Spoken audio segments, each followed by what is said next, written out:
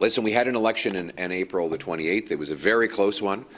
And what people are seeing is that Mark Carney, while he made grand promises of change, he's even worse than Justin Trudeau.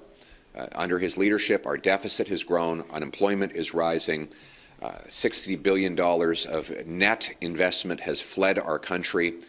The U.S. tariffs have doubled on Canada, and Carney is now losing a trade war with China.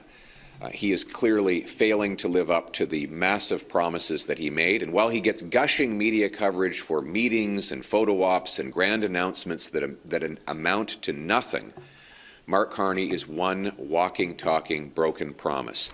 And our job in the fall session will be, one, to hold him accountable for the failures that are costing you more, endangering your family and weakening our country. But two, we're not just going to oppose out of control Liberal crime, inflation, immigration, housing costs. We are going to propose real solutions that will mean stronger take-home pay, safer streets, secure borders, and a self-reliant Canada. When the election will happen is unknown at this point.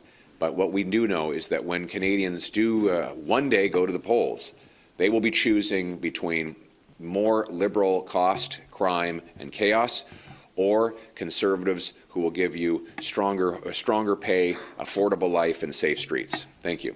Hello, Andrew Johnson with CTV National News. You've said you support flight attendants and their demand to be paid for ground work, but you haven't said whether you support their union's illegal action to not abide by a back-to-work order. Do you support CUPE?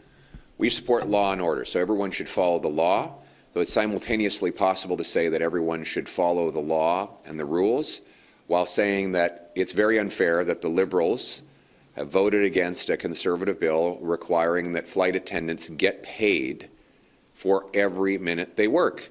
You know, they show up, I see these flight attendants on the flights. I'm often on planes sitting in the economy class, and we're stuck on the tarmac because the flight is delayed.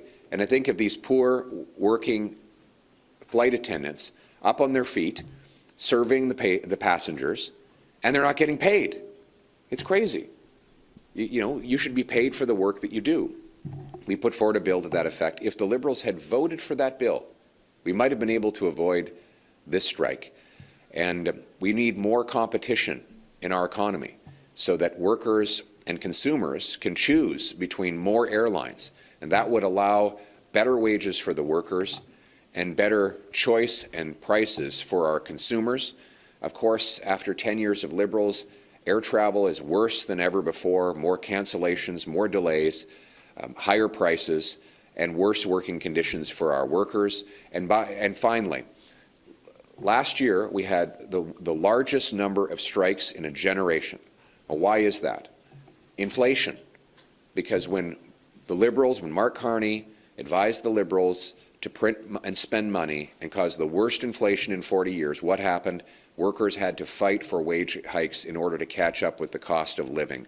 As long as you have Liberals spending money they don't have on things we do not need, working people will pay the price through higher inflation. We need to cut back on the consultants, the waste, the bureaucracy to bring down debt, inflation, and taxes. Thank you.